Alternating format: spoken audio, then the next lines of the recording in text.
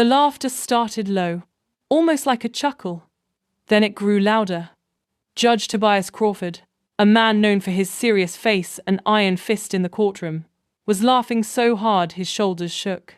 Every person in that room froze. Lawyers stopped shuffling papers. The court reporter's fingers hovered over her keyboard. Even the security guard by the door stared with wide eyes. "Mr. Brown," Judge Crawford said, still grinning as he looked over his reading glasses at Demetrius. "If this is your definition of fit, you need new glasses." The courtroom gasped. One woman in the back row covered her mouth. A man whispered to his wife. Someone's phone buzzed and got quickly silenced. I sat perfectly still in my seat, hands folded on the table in front of me. My lawyer, Shanice Webster, gave my arm the tiniest squeeze under the table, her way of saying, asterisk, "Stay calm. We've got this." Asterisk. Across the aisle, Demetrius's face had gone from confident brown to an ashy grey colour. Sweat beaded on his forehead. His expensive lawyer, Bernard Talbot, leaned over and whispered something urgent in his ear. But Demetrius didn't respond. He just stared at the large screen at the front of the courtroom. The video was playing. Everything Demetrius had claimed about me for the past 6 months was about to fall apart. Every lie. Every twisted story. Every manipulation. But before I tell you what happened in that courtroom, before I explain why a judge was laughing at my husband's so-called evidence, I need to take you back. Back to where this nightmare really started. 6 months earlier, my life looked perfect from the outside. I woke up every morning at 6:15 a.m. sharp. First thing I did was start breakfast. Nothing fancy, but always hot and healthy. Scrambled eggs with cheese, turkey bacon, whole wheat toast.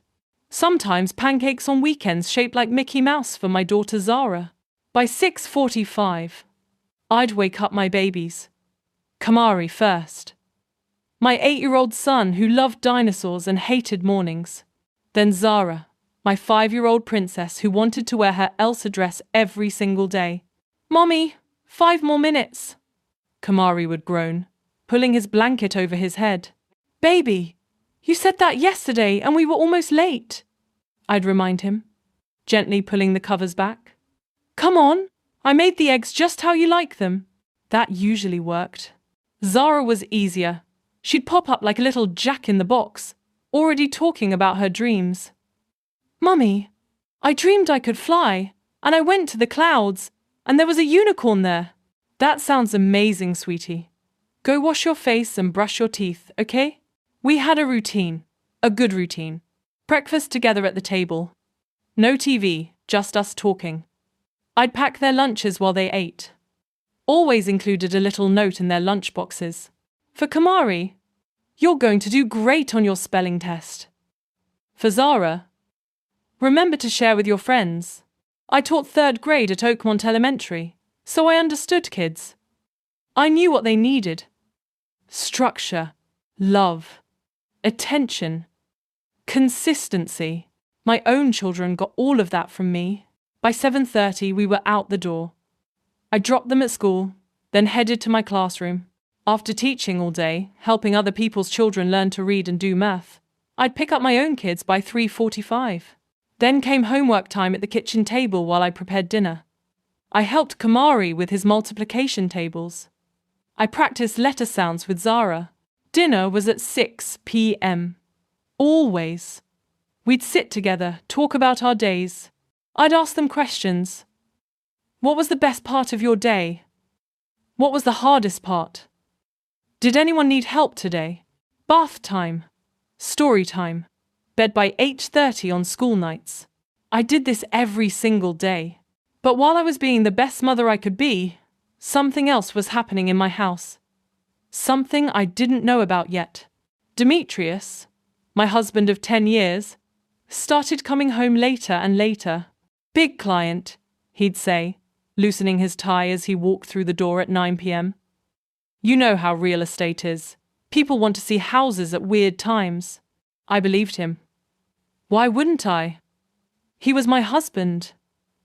The father of my children. But Little things started feeling off. He stopped asking about my day, stopped playing with the kids before bed.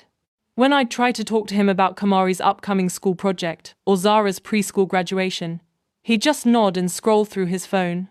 Demetrius, are you listening? Yeah, sounds good. He wasn't listening. One night, he didn't come home until almost midnight.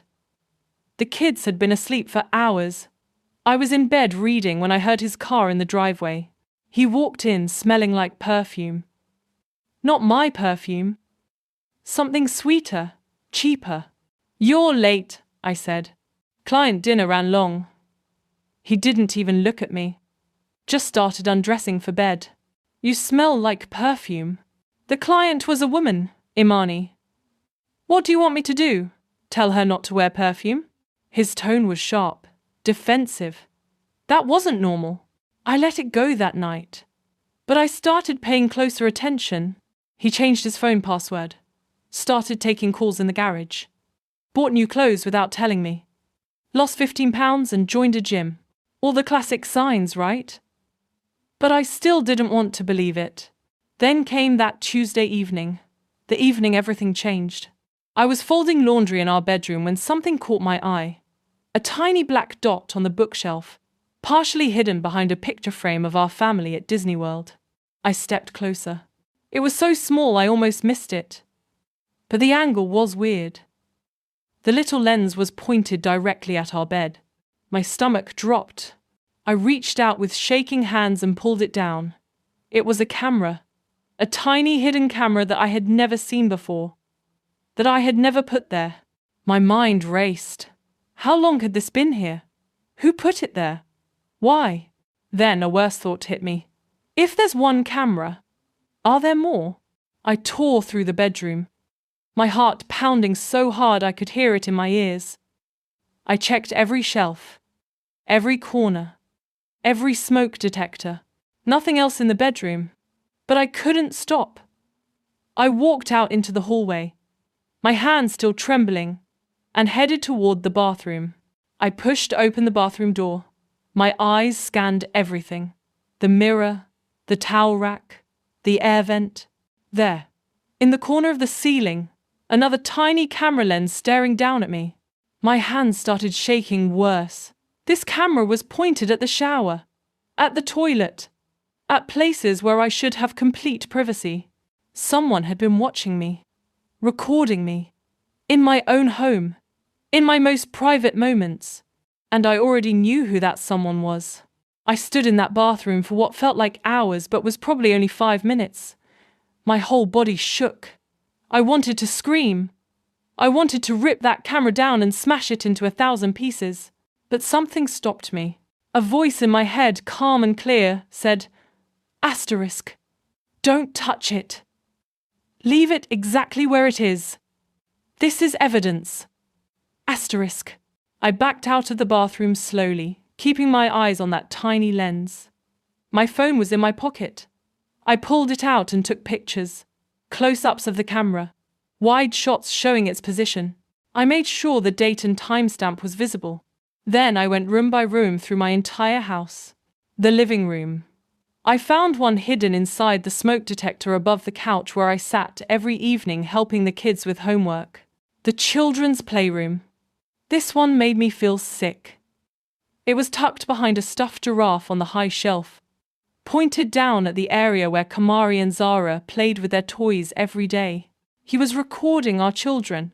I photographed every single camera. 4 total. 4 cameras I never knew existed, watching every move I made in my own home. My hands wouldn't stop shaking as I pulled up my contacts and found Shanice Webster's number. Shanice and I went to college together. She'd become one of the best family lawyers in the city. We'd stayed friends over the years, meeting for coffee every few months. I never thought I'd need to call her professionally. It was 9:47 p.m. Late, but this couldn't wait. She answered on the 3rd ring. "Imani, everything okay?"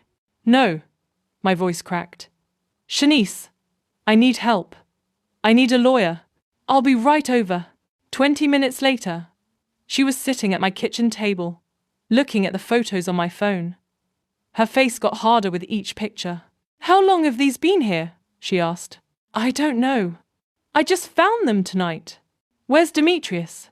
"He texted an hour ago, said he's showing a property and won't be back until late." I laughed, but it came out bitter. That's what he always says now. Shanice set my phone down and looked me straight in the eye. "Imani, listen to me very carefully. Do not touch those cameras. Do not tell Demetrius you found them. Act completely normal."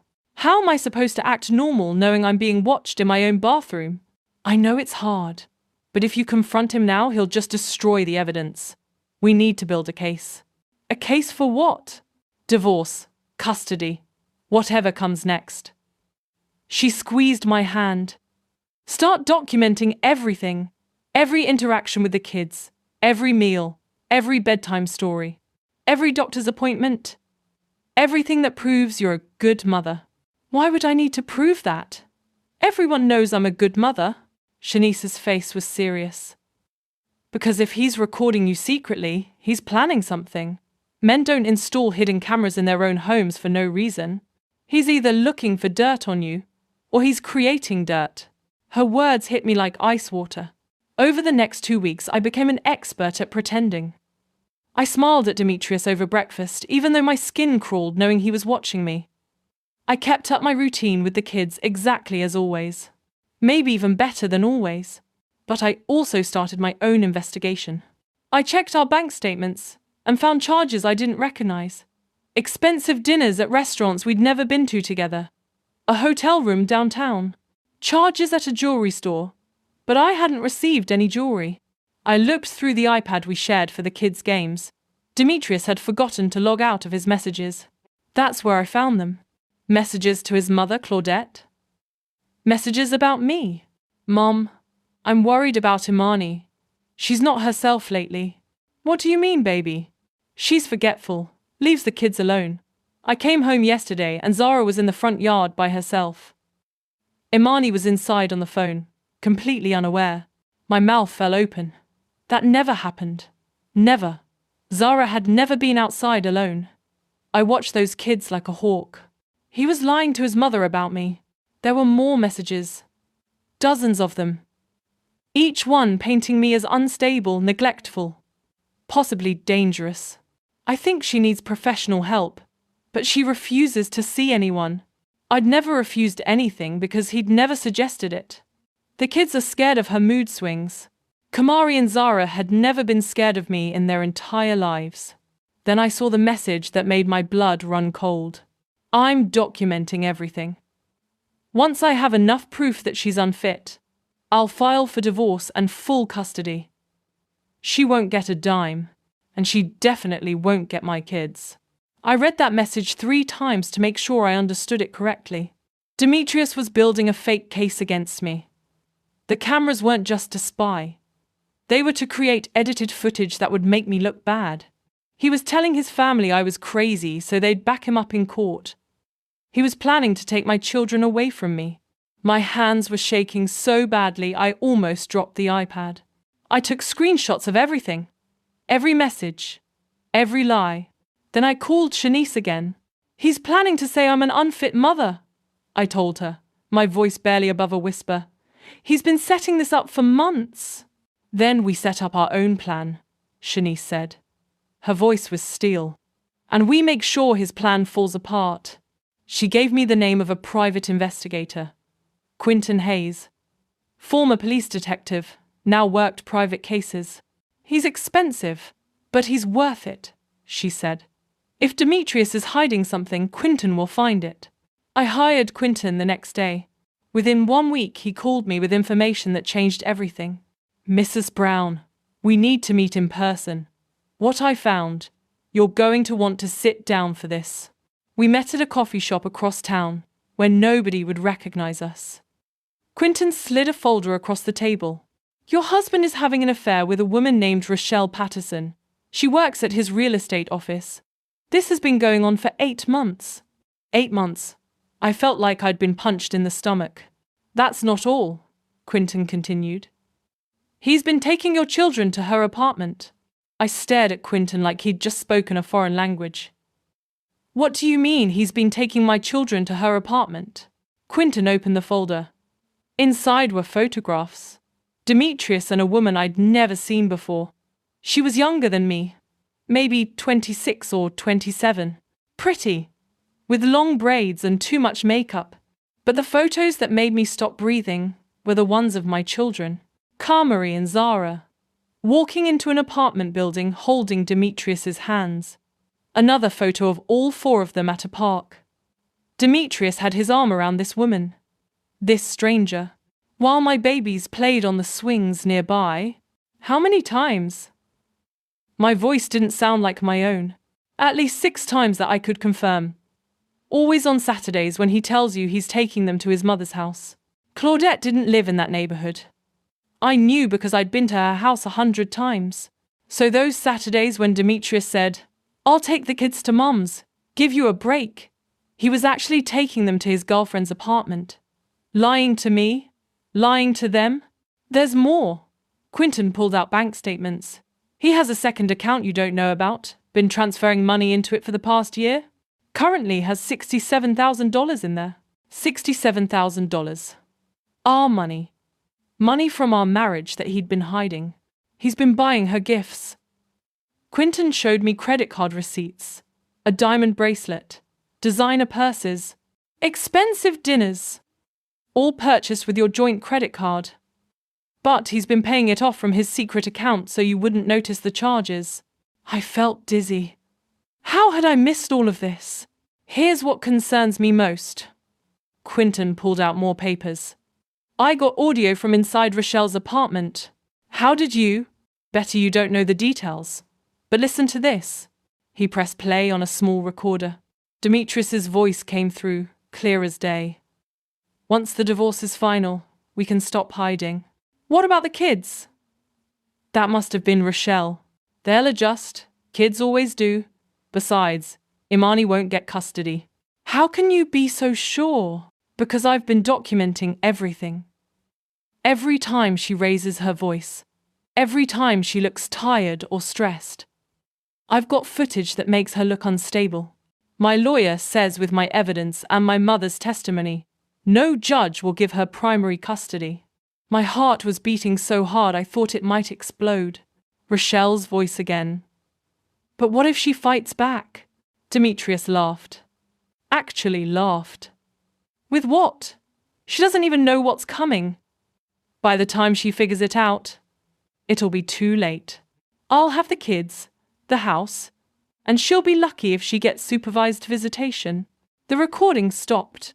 I sat there in that coffee shop booth, staring at the recorder like it was a bomb.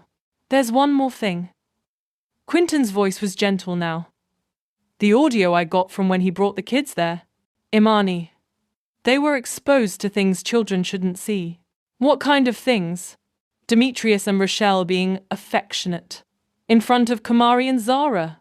And I have recordings of him coaching your son. Coaching him to do what? Quinton pressed play again. Kamari, buddy, has Mommy been acting weird lately? My son's small voice. No, Daddy. Are you sure? Doesn't she seem sad sometimes? Angry? Sometimes she gets mad when we don't clean our room. See, that's what I mean. She gets angry over small things, right? You can tell the judge that if he asks. What judge?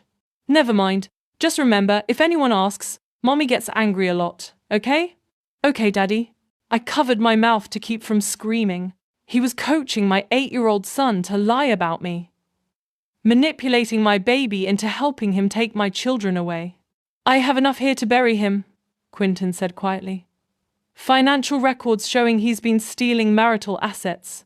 Proof of adultery. Evidence he's been exposing your children to his affair. Recording of him manipulating your son. And the cameras in your house? In most states, claim it's illegal to record someone in private areas without consent. Especially bathrooms. I couldn't speak. I just stared at the folder full of evidence. What do you want to do?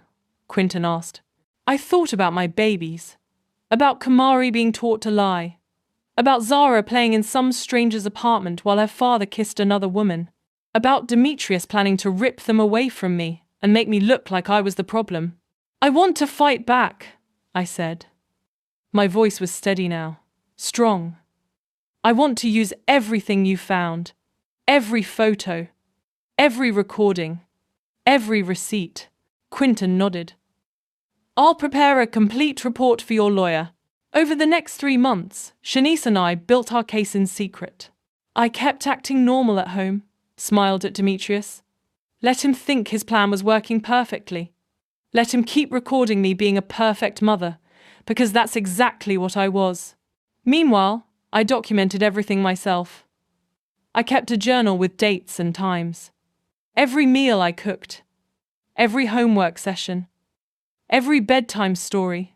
Every parent-teacher conference I attended alone because Demetrius was working. I took photos of the kids' report cards, all A's and B's. Notes from their teachers saying how well adjusted they were. Records from their pediatrician showing they never missed a checkup.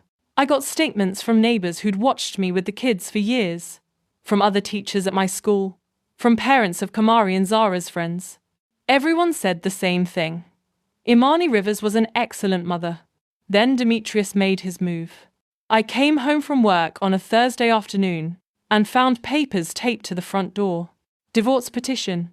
My hands shook as I read it. He was asking for full primary custody of both children, claiming I had severe mental health issues and engaged in erratic behavior that endangered the children. There was a court date scheduled. 3 weeks away. I called Shanice immediately. He filed, I said. Good. Her voice was calm.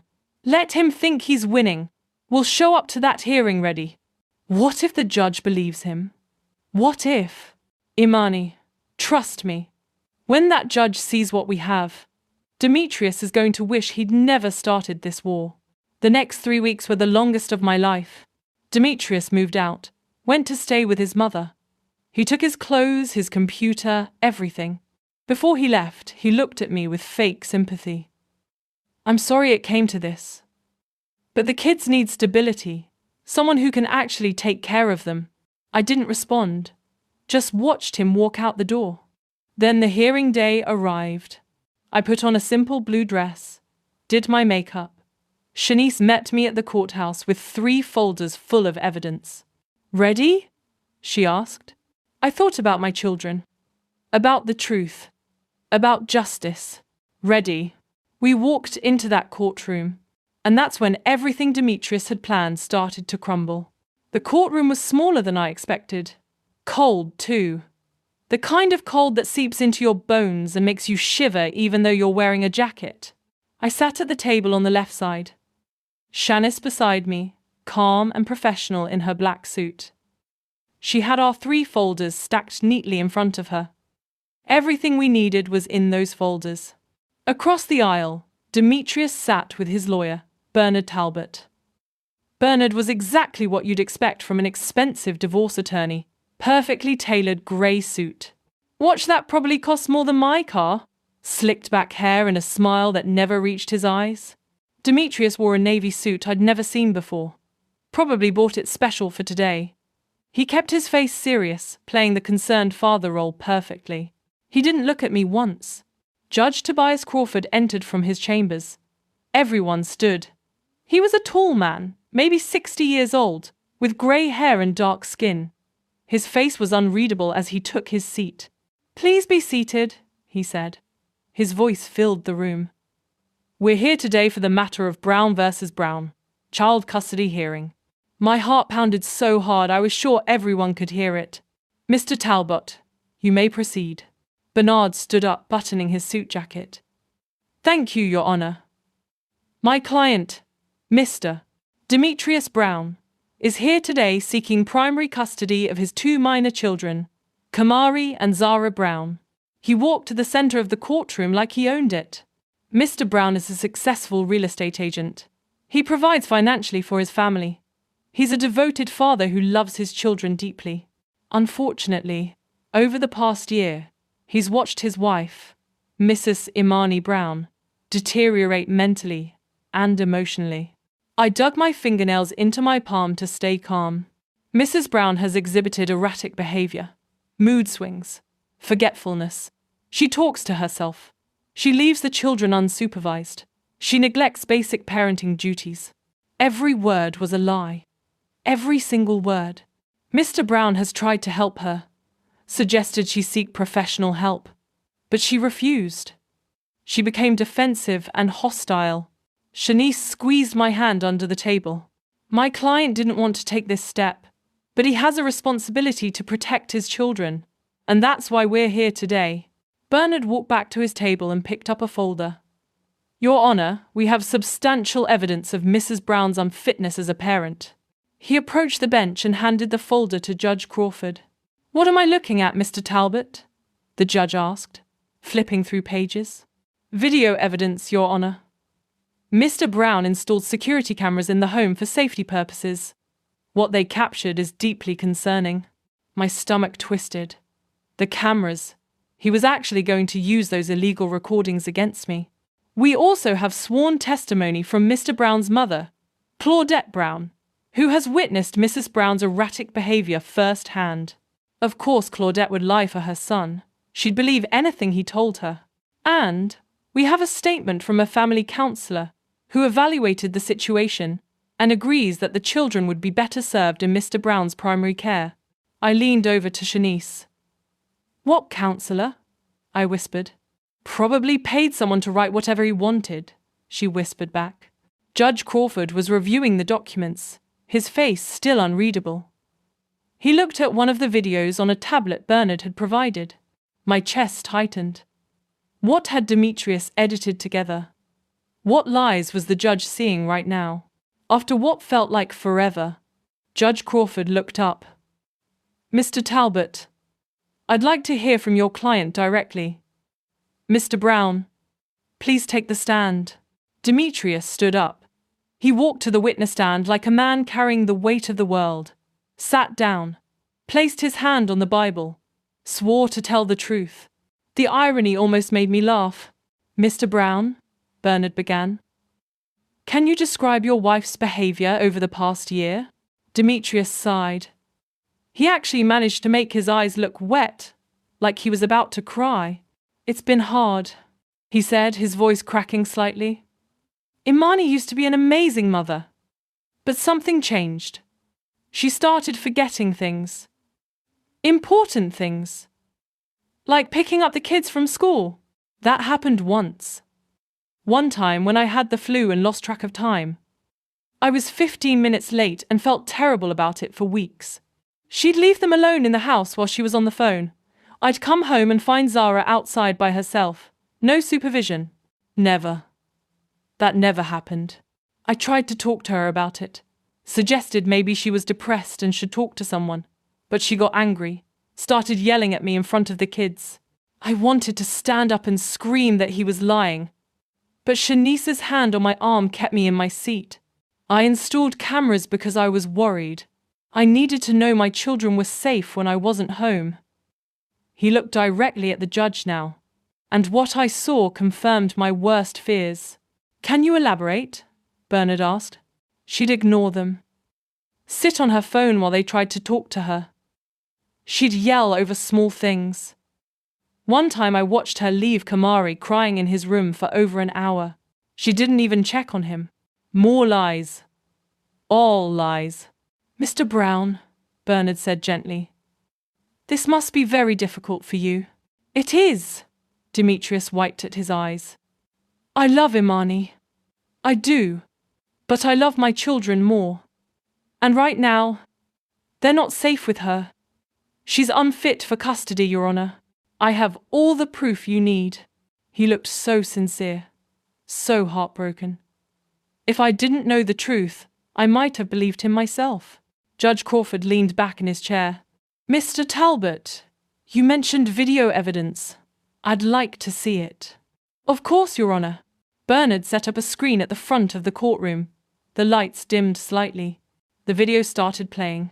It showed me in the kitchen, looking tired, hair messy. I was staring at my phone while Zara called Mummy in the background. But I knew exactly when this was filmed. It was the day I got the call that my father had a heart attack. I was on the phone with the hospital, trying to find out if he was okay. Zara had been asking for a snack. I'd given her crackers and cheese 2 minutes before this footage started, but the video was edited. Cut to make it look like I was ignoring her. Another clip showed me raising my voice. "Kamari, I told you 3 times already!" What the video didn't show was that Kamari had been jumping on his bed after I'd asked him to stop. He'd almost fallen and hurt himself. Any parent would have raised their voice in that moment, but edited together like this, out of context, I looked angry, unstable. The video compilation was about 5 minutes long. 5 minutes of carefully selected, edited moments designed to make me look like a terrible mother. When it ended, the lights came back on. Demetrius sat in the witness stand, looking sad and noble. Bernard stood tall. "Your Honor, based on this evidence and Mr. Brown's testimony, we're asking for primary physical custody of both children. Mrs. Brown should be limited to supervised visitation until she can prove she's mentally stable." Judge Crawford looked at the evidence folder again. Then he looked at me for the first time. I sat up straight, met his eyes. I had nothing to hide. "Miss Webster," the judge said, "does your client wish to respond to these allegations?" Shanice stood up. She smoothed her suit jacket. When she spoke, her voice was clear and strong. "Yes, Your Honor. We absolutely wish to respond. In fact, we have evidence of our own that we believe the court will find very enlightening." She walked to our table and picked up our 3 folders. "Your Honor, everything Mr. Brown has presented today is either taken out of context or is an outright fabrication. We can prove that Mr. Brown has been conducting a calculated campaign to discredit my client. And we can prove why." Judge Crawford leaned forward slightly. "I'm listening." Shanice approached the bench with our first folder. "Your Honor, if you'll review this evidence, you'll see financial records showing that Mr. Brown has been hiding marital assets. $67,000 in a secret bank account." Demetrius's face changed, just slightly. The confident mask slipped for half a second. "We also have proof that Mr. Brown has been engaging in an extramarital affair for 8 months. Now his face went pale. "And most troubling of all, we have evidence that Mr. Brown has been exposing the minor children to his affair partner and has been coaching the children to lie about their mother." Judge Crawford's eyebrows raised. He opened our folder and began reading. The courtroom was completely silent. I watched the judge's face as he read page after page. His expression shifted from neutral to concerned to something that looked almost like anger. He picked up the tablet Shanice provided, started watching our videos, the real ones. Unedited footage showing the full context of every moment Demetrius had twisted. Then he got to Quinton's recordings. The audio of Demetrius planning to take the kids, coaching Kamari to lie, laughing about how I wouldn't see it coming. Judge Crawford's jaw tightened. He looked at Demetrius, then at the evidence, then back at Demetrius. And then he started to laugh. The laugh started quiet, like Judge Crawford was trying to hold it back. Then it grew louder, echoing through the silent courtroom. Everyone stared. Bernard Talbot's mouth fell open. The court reporter looked up from her keyboard. Even the bailiff in the corner shifted uncomfortably. Judge Crawford shook his head, still chuckling as he looked over his reading glasses at Demetrius. "Mr. Brown," he said, his voice dripping with disbelief. "If this is your definition of fit, you need new glasses." The courtroom gasped. A woman behind me whispered to her companion. Someone coughed nervously. Demetrius had gone completely grey. Sweat beaded on his forehead. His hands gripped the arms of the witness chair so tight his knuckles turned white. Judge Crawford held up one of the documents from our folder. "Let me make sure I understand this correctly. You installed hidden cameras in your bathroom, your bedroom, areas where your wife had a reasonable expectation of privacy, without her knowledge or consent." "Your Honor, I can explain," Demetrius started. "I'm not finished." The judge's voice cut through the room like a knife. "You then edited footage from these cameras to make your wife appear neglectful. You coached your 8-year-old son to lie. You've been hiding $67,000 in marital assets. And you've been taking your children to your girlfriend's apartment while telling your wife they were at their grandmother's house. Each word hit like a hammer. Your Honor, those cameras were for security, Bernard tried to interject. Mr. Talbot, I suggest you stop talking before you make this worse for your client. Judge Crawford turned to the screen at the front of the courtroom. Bailiff, please play the evidence, Mrs. Webster provided. The unedited version. The lights dimmed again. This time, the video showed the truth. The footage of me on the phone in the kitchen played, but this version included the audio. My panicked voice talking to the hospital. Is my father okay? When can I see him? Then me hanging up, immediately turning to Zara with tears in my eyes, picking her up, holding her close. Grandpa is sick, baby. But he's going to be okay. The clip of me raising my voice at Kamari played in full context. Kamari jumping on the bed. Me asking him to stop 3 times. Him losing his balance, almost falling. Me rushing over, catching him, my voice sharp with fear. Kamari, I told you 3 times already. You could have cracked your head open. Then me hugging him tight, my hands shaking. I need you to listen when I tell you something isn't safe, okay? Every single clip Demetrius had edited was shown in its full, truthful context. Then came Quinton's evidence. Photos of Demetrius and Rochelle kissing outside her apartment building. Demetrius's hand on her lower back as they walked with my children trailing behind them. Kamari looking confused. Zara holding a stuffed animal. Staring at her father with this woman who wasn't her mother. The audio recordings played next. Demetrius's voice filled the courtroom. Once the divorce is final, we can stop hiding. Imani won't get custody. I've been documenting everything. She doesn't even know what's coming. By the time she figures it out, it'll be too late. Then the recording of him coaching Kamari. Has Mummy been acting weird lately? She gets angry over small things, right? You can tell the judge that if he asks. I watched Demetrius shrink in his chair with every second that passed. His expensive lawyer looked like he wanted to disappear. When the video ended, Judge Crawford turned to face Demetrius directly. Mr. Brown, in my 23 years on the bench, I have seen a lot of things. But this? He gestured to the evidence folders. This is one of the most calculated, manipulative attempts to deceive this court that I have ever witnessed. Demetrius opened his mouth, but nothing came out. You installed illegal surveillance equipment. You manufactured evidence. You attempted to alienate your children from their mother. You hid marital assets. You committed perjury in my courtroom. Judge Crawford's voice was ice cold now. Did you really think this would work? Your Honor, I was just trying to protect my children. Demetrius's voice was desperate. Protect them? The judge's eyebrows shot up. You exposed them to your affair. You taught your son to lie. You tried to take them away from a mother who has done nothing but care for them with dedication and love. That's not protection, Mr. Brown. That's selfishness. Judge Crawford looked down at the papers in front of him. The courtroom was so quiet, I could hear my own heartbeat. Here's my ruling, he said. Mrs. Imani Brown is hereby awarded primary physical custody of both minor children, Kamari and Zara Brown. My eyes filled with tears. Shanice squeezed my hand so hard it hurt. Mr. Demetrius Brown will have supervised visitation only. 2 hours every other Sunday. Supervised by a court-appointed monitor.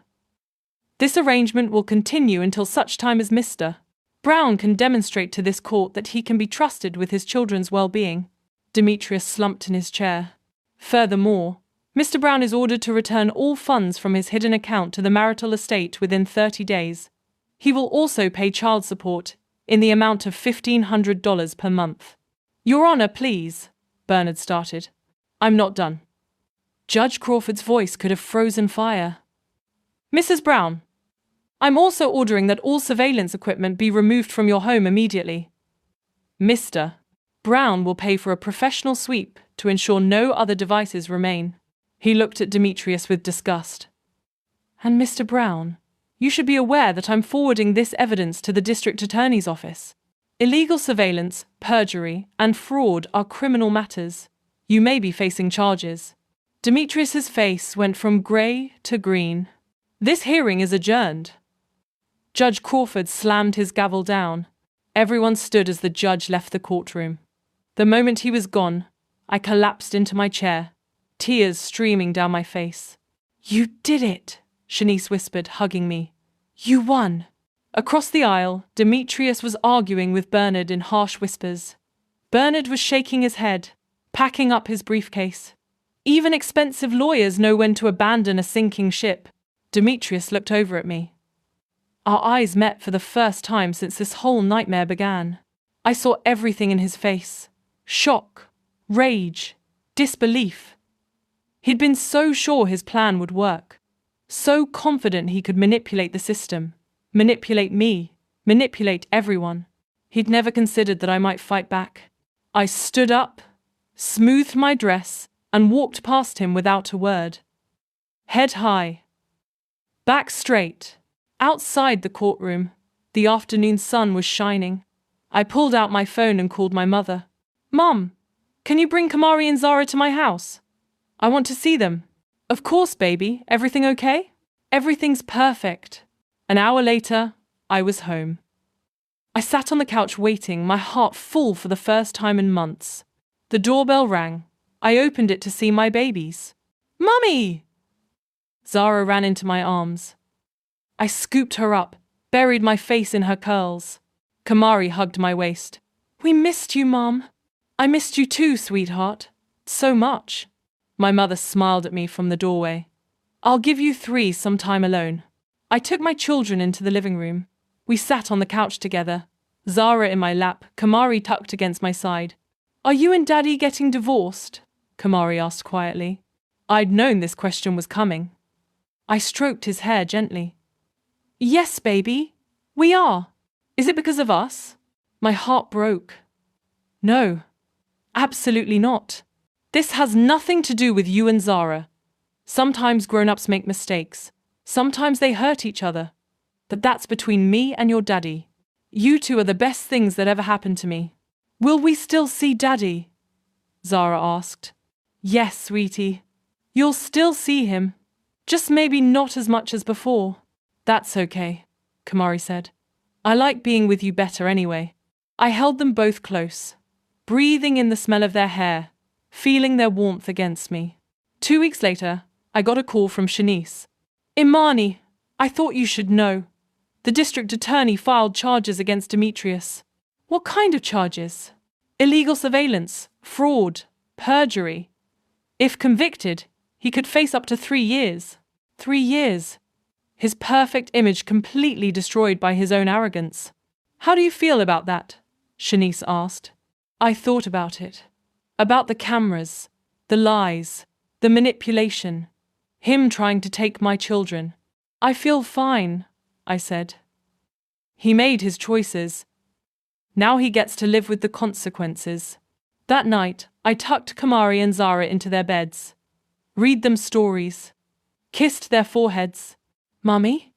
Zara whispered as I turned off her light. "Yes, baby? I love you. I love you too, princess. Forever and always."